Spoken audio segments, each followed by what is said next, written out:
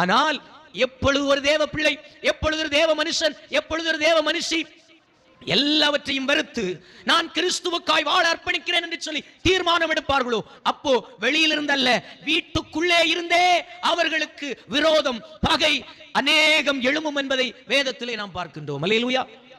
நீங்க ஆதியிலிருந்து கூட சில சம்பவங்களை பார்க்க முடிகிறது. வாசிக்கலாம். ஆதியாகமத்தின் புஸ்தகம் 3வது அதிகாரம் 17வது வசனம்.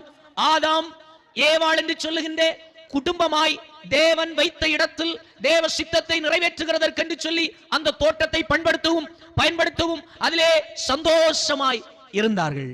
அவர்களோடு கூட 3வது நபராக தேவன் பகலின் குளிர்ச்சியான நேரத்திலே அவர்களோடு கூட ஆண்டவர் உறவாடினார். அல்லேலூயா. 3 பேருடைய உறவாடுதல் மனிதனுக்கு துவங்கப்பட்டது இந்த உலகத்தில். ஆனால் வஞ்சகனாகிய பிசாசானவன் தன்னுடைய செயலை மனிதனுக்குள்ளே திணித்து